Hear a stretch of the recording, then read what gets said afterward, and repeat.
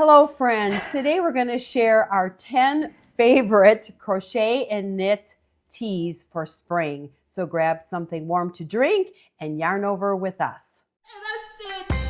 You have just made my day.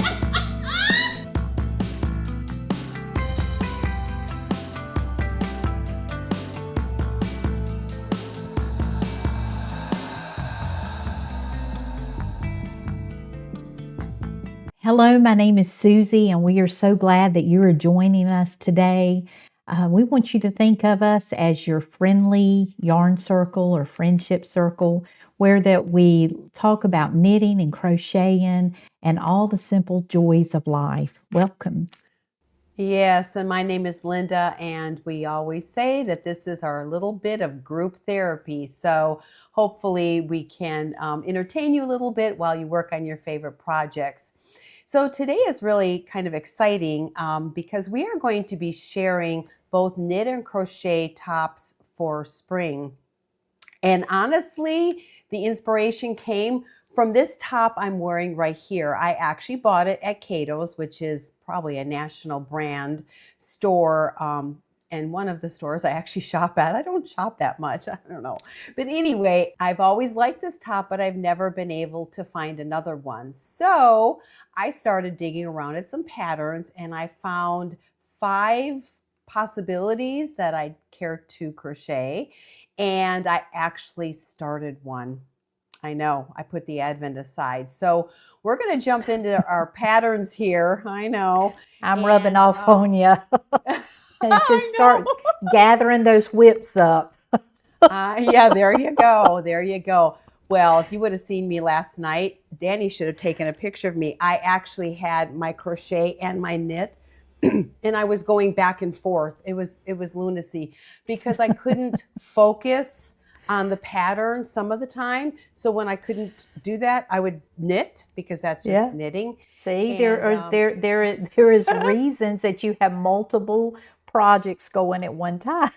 I know it was just really crazy. And I actually looked at myself and I looked at my projects and I thought, wow, But anyway, so, well, Susie, why don't you start with your, all of mine are crochet. I can just throw that out to you because, again, this was my inspiration piece. So what have you got? So you start with and all of mine are knitted tees, summer tees. Perfect. And Awesome. years ago, and when we talked about doing this, I already had these in my favorites in my Ravelry account. And the reasons that I did is years ago, I bought some Blue Sky skinny cotton, and I had, I don't know, 10 or 12 hanks of it. And so I thought, well, what can I knit with that? And so I started going through and looking for patterns. I still have not knitted anything with that yarn. So this actually will be a challenge for me to go ahead and pick that yarn up and maybe knit something. I am not really a garment knitter. I enjoy knitting accessories and shawls, and because we just don't wear a lot of knits, garment knits because of our climate. So I've just never been one to do a lot of garment knitting, but doing this episode has made me think, well, maybe I should knit something that I could wear in the summer because cotton is a great fiber for that. So I've already got the yarn. It's a beautiful pink. And so maybe I'll do some of these that I threw into my favorites. So the first one that I want to tell you about is called, it's called Windless. And Linda, I'm not even going to try to say some of these designers' names because I don't think they probably would never hear our episode, but I would butcher their names. So when we put the picture up, you'll see the designer's name. I'm not even going to try to do it. And of course, this is a knitted tee.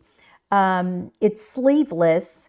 The suggested yarns is Blue Sky, so Blue Sky Organic Skinny. And so this is why I was, looking for these patterns. Needle size is going to be a US 4 and a US 6. Millimeter would be US 4 or 3.5 millimeter, and US 6 or 4.0 millimeter. And then yardage is going to be 600 to 1,050 yards. And they have sizes 1 through 5. It's only in an English pattern. You're going to be buying it from, it's Canadian, and it says $9.50, so I don't know what that's going to, change to American dollars. And it's also knitted in, like I said, it's the suggested yarn is a DK blue sky skinny cotton, and it's sleeveless. And one of the reasons that and when you see the picture, one of the reasons that I chose this is I love the little bit of lacy pattern that's up around the top and the back. It has lacy on the back, and it also has the split sides, which I love that because I gain weight through the middle of my body instead of the top or the bottom. It's very forgiving. So I love those splits. And it is sleeveless, so for very hot weather, it's a very cool tee to wear, but it also would be beautiful under a blazer or some type of jacket. So you could do either. So it's very versatile. And so this is my first one. All right. Well, you say you don't do too many garments, but I think this first one here you're going to really like. So my first crochet project is called Babylonica, and it is by one of our favorite yarn dyers, Expression Fiber Arts, and she's actually right here in my backyard. Yes, she is in Charlotte, North Carolina. Just hit the mic, sorry. And it uses a fingering cotton and silk blend, about 800 yards, and it does use a hook E. It says it's intermediate, and I think a lot of times intermediate just means you know how to crochet fairly well, But I suggest using a yarn called Moon Gleam that she dyes, of course, and it is really pretty. And if you have never been to her website, I highly suggest you go. I will be buying my next cotton and silk blend from her. I didn't know she made them, to be real honest. You know what? I may look at that yarn for a baby blanket that I've got to knit. Her yarns are beautiful, beautiful bases. It's a fingering. It's a fingering. But I could double it. You could. I could do a doubling. Yeah. So, and because of the type of yarn it is, it's probably the most expensive project on my list here. Maybe not for a baby blanket then. to crochet. But rethink that. Yeah, and I love the style of this. It's very flowy and forgiving. It's beautiful. To the figure. Yes, and it's really pretty. And so so that might be the next one. I don't know. I like them all, so we'll see. But it's not the one I started. I'll tell you that one last. Well, I love those figure forgiving patterns. I know, right? I know. And she really, all of her patterns are very feminine. They are elegant. They're beautiful. I think she picks, because like I said, I think she of course she dyes the yarn, but I don't know that she designs any of the patterns, maybe some. But she always, gives credit to who actually did the pattern. So I should have looked that up. I'll put it up when we edit this. But all of her patterns are very, what I would call elegant. They're very pretty. They are. They're very elegant. Yeah. So she's really one of my favorite dyers and pattern places, really to find patterns. So anyway. And she does a great job showcasing them in the pictures. Oh yeah, well she's a beautiful model for her projects. She is. She is. So maybe one day we can get her on our show here. That would be great. Yeah, that would be fun, especially since you're right there where she lives. I know. And you know what? I mean, we're going to get off of her in a minute, but I got to say one other thing. She's intriguing because she must do really good business, because I've never, ever seen her at any yarn shows or I haven't either. I don't think never. She needs to. I think she's all over Pinterest. I think she does a great marketing for her business. She does. So God bless her, because those shows are exhausting, I'm sure. So, I'm sure. But that's part of the reason I never knew who she was. And I think, Susie, you're the one who told me about her. Yeah, I think you're the one who found her. Between the two of us. I've been following her for years and didn't realize she was right in your backyard. Really? Yeah. Yeah. Well, she's my favorite. I follow her on Instagram, so there you go. All righty. Okay, so the next one that I chose is called Chloe, and I think I can say this designer's name, Sherry Christian, and this is made out of a worsted weight yarn, and I love it because it's got the pretty little lacy sleeves, the little short sleeves, and again, cute. it's got a pretty little split, but you'll notice that the split is more towards the front, and there's little buttons there. Yeah. So I just love, you've got the That's lacy fun. little sleeves, and then you've got the lacy bottom of the sweater with a little split Yeah. that's very forgiving. Cute. And it has, you'll see here that the neck has a little split too, so it can lay open a little bit. So I just loved a lot of the different little parts of the design. And the yarn weight, like I said, is worsted. Needle size is US 7 and US 5. Yardage is 600 to 900 yards. The pattern is in English. And it says here in the description that Chloe is a simple, lacy top down with an open hem, and that is optional. And it's very, as far as the difficulty, I would say from easy to intermediate. So it's not a difficult pattern, and it has sizes from 32 right up to 47. I guess that's inches across the bust line. So yeah, I think this is especially if you would like to have sleeves, so that you know the sleeves are not very long. So it looks like it would be a very quick project to knit up. Oh, good. Well, my next crochet project is called the Lace Meadow Tee, and it's by Katrina Designs. It uses 700 yards of DK, and they suggest an 80-20 blend as well. They just said cotton and something else, so whatever that's worth. And you can do cotton and silk again. Right. Or again, cotton and linen, but cotton and silk is a nice combination. And it uses an E-hook, and it is considered intermediate. And, all of these crocheted tees are really meant to have something underneath. Of course, these younger women, they're almost like sports bras, midriff tops or whatever. And of course, I wear a cami, but I'm not as That's trim what as they are I would either. be. I would be wearing a cami too. They can wear those cute little tops, midriff tops, but anyway, so so this is kind of a simple design with the straight neck. I think you call that a boat neck, but I really liked it. So again, this was one of my semi-finalists. So I'm going to save the one I'm actually doing for last. So okay. Anyway.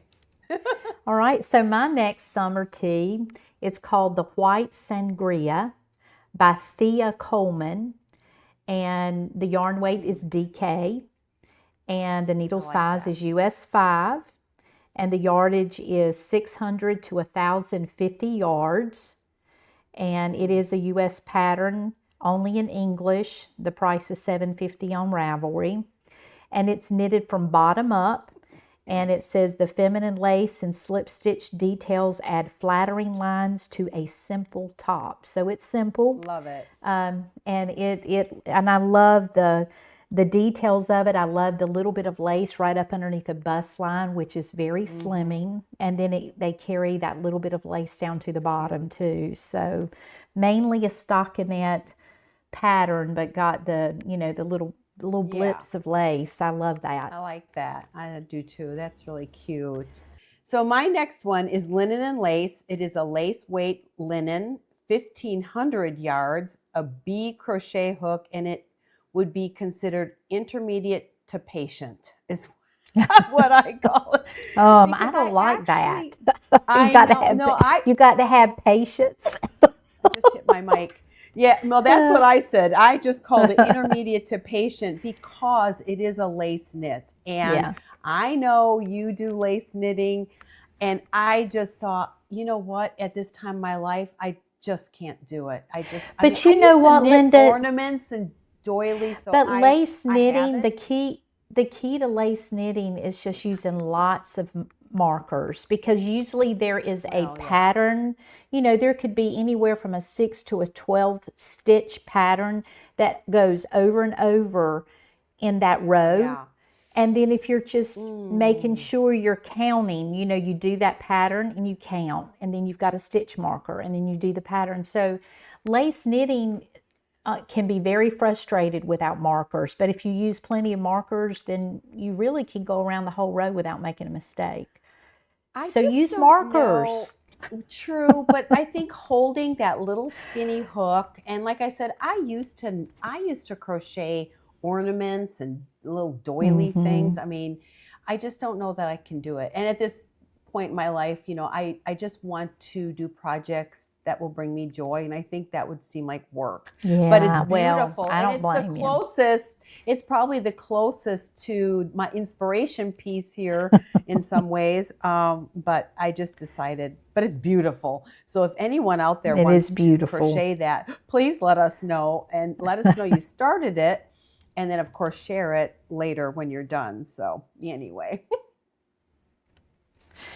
And so What the you got next one, the next one that I chose, it's called the Eclipse High-Low Tank. And this is made out of worsted weight yarn. The needle size is US 7. Yardage is 798 yards to 1,368 yards. The sizes go from small to 3X. The language is English, and it's available for $6 through Ravelry. And it says that this is a classic nautical stripe top that features an elongated back panel for an on-trend mullet look. I call it the hiney covering look. But I thought that was a neat way to say the mullet look, because I can't believe it, but mullets are coming back in style. You're seeing people wear the mullet haircuts again. And I remember when our sons, were wearing those mullet haircuts. But yeah, I like that. It's the hiney covering. Yeah, it is. So, but I love it. And there's several views of the pattern, so you can see the front view. You can kind of see the butt covering, and then the side view. You kind of see the difference. I don't know if there's a real big difference between the front and the back. I don't know. Some might want to, you would have the option to shorten that some, but I do like the look of the back coming down just a little bit more than the front. So that was why this pattern appealed to me. But I didn't think it would be called the mullet look. I know. Well, that sweater I had knit, that green sweater, it was called a tunic. So it had the mullet look with the longer back. And I even added more because I just had more to cover. So anyway, but you could definitely adjust that. You could make it the same as the front if you didn't like the mullet, or make it longer if you need to. Yeah, so that's true. Well, this next one actually probably is the closest. I said the other one was the closest to my inspiration piece here. It's called the Kiara Crochet Top. It is made out of 5-ply cotton, 920 yards, again, a size E hook, and it is a basic to intermediate. And I think it is so elegant. I really found this one after I started my project. But that's okay, because I think I'm going to make another one, because I have to tell you. Yeah, it's beautiful. Make more than one. I know. And I think I'd like to make one in a really light color like that. I think it's really pretty. And I think, after my forever knit, my forever wrap that I'm still knitting, this crocheting is just really fun. It's just going so fast.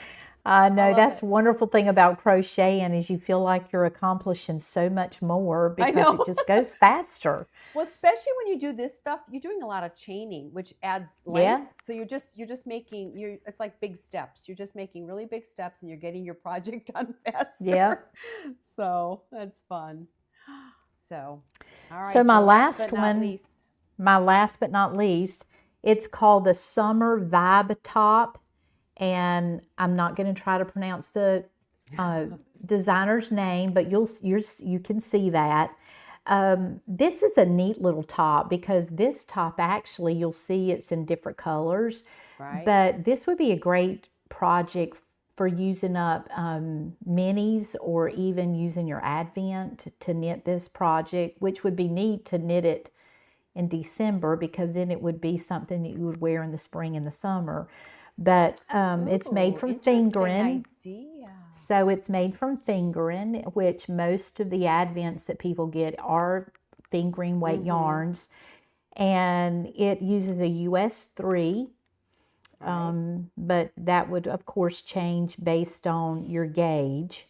And yardage is of 1,006 yards to 2,515 yards. So you can see that an Advent could very well be used with this project. The sizes go from extra small up to 3XL. So a lot of variety there. That's nice. And this pattern is in English, Danish, Polish, and Spanish. So you've got a lot of options there according to language. And it's a European pattern, and it says looks like $6. I don't know what that transfers to US dollars. And it's very probably simple to intermediates. It's basically you can see there just striping, and I just loved it. I thought it was really cute and loved the idea that you could use minis with making this. I like that idea. I'm really thinking now. Yeah. Because and some people like me, I bought I had 3 Advents this year. So I've got a lot of minis sitting around, and I thought, man, I might try that with some of my Advent minis. So it's a pretty little sweater. So how, I'm just thinking, because I also got my 12 Days of Christmas, which I never did anything with, but it's very soft colors, which would be really pretty for something like that. So I'm just wondering though, so there's a main color. What kind of fiber are they thinking? They're recommending, I'm not familiar with this yarn. And they don't tell the, I would have to look up that yarn. It doesn't tell what the fiber is. It's only giving the name. I'm just planning in my head, like, would mine work for my 12 Days of Christmas work for it? I'm wondering. Well, I think any yarn would work with it because it's knitted cool. I mean, it's lacy. You can see it's lacy. It's short sleeve. Yeah. And sometimes that warmth feels good in the summertime. Might be a little bit warm if you're going to be outside, but if you're going to be inside somewhere with lots of air condition, something that's got a little bit more warmth to it is really nice. Oh, that was just the worst thing when I was working in an office, is that you wanted to wear your summer clothes and you froze. Froze so to you death. always had to wear a sweater or a jacket anyway. So exactly. Yeah, so I thought that was a neat pattern to look at for the summer. So so maybe we have shown y'all something that you might want to. More. Oh, you do? Go ahead. I do. I have the one I'm actually the one you're actually doing. Yeah. So and I really picked a very simple one because, again, I just wanted it to be a relaxing crochet project, and so it's called the Simple Summer Tee. Okay. And it's 960 yards of cotton. Now I'm using a cotton and silk blend for the reason I already discussed. It is an E-hook, and it is considered easy, and I needed easy. So I am using... and it's beautiful, and I love the color yarn that you're using. I have to say, with all honesty, now this is a cotton and silk from Hobby, and it's from Denmark, and it took a while because I didn't know it was coming from Denmark. I had no idea where Hobby was from, but it's very nice. It feels really good, and it is a DK. It's a little darker than I planned, but sometimes devices, colors on devices. Yeah. I mean, when I was building websites, it was a challenge. You just had to make sure what it would look like, the color. So it's a little dark, but I think it'd be really pretty with white pants or just kind of the stonewashed denim type of thing. But I'm excited. So I just started this, and I mean, Oh, I'm that already, looks pretty. it actually would be like this. So it's so Oh, easy. oh, I Let's put it this love way. it. I And love it. It looks great. so That color is going to look really pretty on you. I thank love it. you. But yeah, so it's really nice, and I am using my Susan Bates nice pointy. But Oh, I the honestly, best. I just don't think I could get a smaller. I don't think my hand. I think my hand would cramp.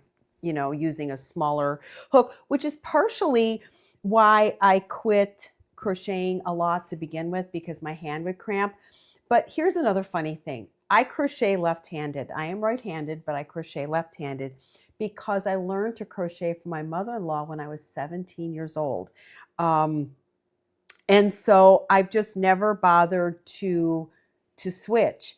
And I started to try to switch, and I was frustrated. I'm like, this is not the time to switch. I need to do it like when I'm Oh, making a yeah. baby blanket A or baby something, blanket would not be when I'm trying to perfect. get a project done. That's, So that's how I learned to do continental knitting. I did it with baby blankets because it was that same yeah, stitch over and over yeah. again, the knit stitch or the purl stitch. And so, yeah, blankets are a great way to change technique. Yeah, so I just thought I told my daughter that I crochet left-handed, and she said, "What?" So I had to explain to her why. But and there is a chart on the pattern, and I'm not sure why. Now I know how to read knitting charts. I don't know how to read crochet charts, and you don't need it. I mean, it's such a simple pattern. You basically do the same 2 rows after your what is that called? The chain, isn't that pretty? The foundation chain row The after the foundation foundation. chain. Yeah. Yeah. After that, it's just 2 different rows that you alternate anyway. So super easy. Right.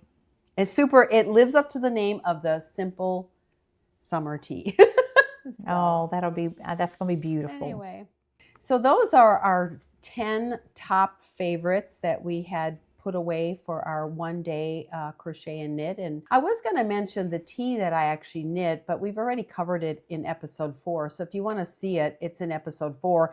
And it is called, I think, the Simple Tea. And the neat thing about it is available, or the instructions show you for all weights of yarn. So you can do it, Oh, that's for really summer, neat. winter. And it's so simple that you literally could add any type of, trim type of on the bottom, or different bind offs. Almost like a it's just vanilla really easy. tea that you can It is a kind of vanilla change tea. it. Vanilla tea, It you can is. just change it to whatever you want it to Super be. Those easy. are Yeah. are great to do. Yeah. So but that's in episode 4. I think it's 4. It's the one with the fly lady learning how to fly, that one. So Okay. but yeah. So anyway, and other than that, we usually have we have to talk about projects. Have you finished any projects? Well, yes, Did I you? did. I finished that baby blanket, and I have it right Okay. here. So Yeah. I'm still putting ends in and haven't blocked it I yet, but love here that. it is. I just This think that is a gorgeous blanket. I don't even know why you'd want to knit another one, except I you get just bored. love this blanket. Of course, it's not blocked, but it is a beautiful baby blanket. It is. I just That love really it. is an So heirloom piece. it really is. And it's so wonderful to have a project that it's your go-to, what you need and you're familiar with it. Don't have to really Yeah. pay attention to pattern too much. But I did finish that. And last Tuesday, the day after we recorded on Monday, we record on Monday and y'all see us on Thursday. But last week when we recorded on Monday, I got a call from Mary Catherine that the girls were out of school and could I meet her on Wednesday to get the girls. So unexpectedly, my granddaughters came last week and I had them, went and got them Wednesday, met Mary Catherine and had them Thursday, Friday, and then took them back Thursday, Friday, Saturday, took them back Sunday. And so I really didn't have time to do much knitting, but I'm sure you didn't. I did finish a dishcloth. Oh, that's So perfect. here's my dishcloth. And this is actually a pattern. This is a Susie pattern, so there's not a pattern to share with you. This is my little dishcloth that I have kind of developed. But you know, dishcloths, when I learned to do the cast on and the knit, the purl, and the cast off when I was 9 years old. And then went to crocheting because I really didn't have a teacher, and that was a time that we really didn't have a lot of help. And so knitting needles were put up. That's right. Yeah. And then when I was expecting, or before I was expecting my third child, we were living in an area that had a yarn shop. And I was able to start going and taking classes and picked up knitting. And then raising children, I had to put it down again. It was like I just didn't have time to do all of that. Mm-hmm. But what I never put down was knitting dishcloths. And I remember we would get in the car and I would have a ball of yarn and my knit needles, and I would knit dishcloths. And oh, that's on. I thought that was on my computer screen. I'm like, what does that say? We won't worry about it. Okay. Yep, that's. I'm like, what's happening? My scenery must have changed or something. Okay, we're good. Okay, so you never put away the dishcloth. So I never put away knitting dishcloths, and a lot of times I would knit, and when I would get to my location where we were driving to or traveling, and I'd have a gift to give. I'd give a dishcloth because I knitted it in the car. Yeah, that's a great And idea. you know, a lot of people love to have socks with them, and they're always knitting socks on the go. But socks a lot of times cause me frustration because I may not remember how to do the heel flap gusset. And I need a pattern, or if I'm there, then it's like, oh, I can't knit because I don't know what to do. I don't have my pattern. But dishcloths are more of a comfort for me on the go. Yeah. And I have a bag that always has my needle that I knit my dishcloths really with. Smart, Susie. I think I'm going to do it. I have a bag and it has my yarn for dishcloths. I'll just keep it in my car. And just keep it in my car, and I never am without something because you can just pick it up knit. And yes, it's your emergency knit. And so this week I said all that to say this: the only finished project I have with my busy life is a dishcloth, but I was knitting. I was knitting and I wasn't frustrated. So there you go. And I'll tell you another thing. This is the time of the year that weddings are happening, and you know, knitted things are very nice gifts. People really like giving them. One year I gave dishcloths to all of my lash clients for Christmas. And they were just, it was like, you know, when I would say, I knitted this for you, every one of them, their response was, oh, are you serious? You made this for me? And I had some of them that have told me they're not even using them. And it's like, you're supposed to use them. Don't do that. Yeah, my mother-in-law didn't use mine. Use them. And so there's more where they came from. Exactly. It's like when you use it, and they'll say, but I'm afraid I won't get any more. It's like, well, yes, you will get more. But so with weddings happening for the summer, the spring and the summer, they make such a wonderful gift. And what I do is I knit up at least 3 of them. And I have a label. It's a label that you print out on your printer. And it's a strip, and it wraps around, and I either staple it or tape it, and it says like handmade for you with love or something like that. And you do a little grouping of 3 together, and in the bag I put my favorite dishwashing liquid detergent. And there you go. I put that in there. And what's so neat about this particular detergent, I mean, how many of you have ever had dish rags? You walk into your house and you smell this horrible smell and your dish rag has soured. And that's because our dish rags have bacteria, and the bacteria causes it to smell bad. And then you think, oh, I got to get that dish rag into the washing machine. This particular dishwashing detergent, it never allows bacteria to grow in your dishcloth. And so I literally have to think, how long have I had this dishcloth sitting on the counter, because it never sours, it never smells. And so a lot of times my gift to a new bride is handmade dishcloths and my favorite dishwashing detergent. There you go. That's a great idea. But I like the idea of leaving a project. I'd probably use a little sock bag and just leave a project Yeah. in there.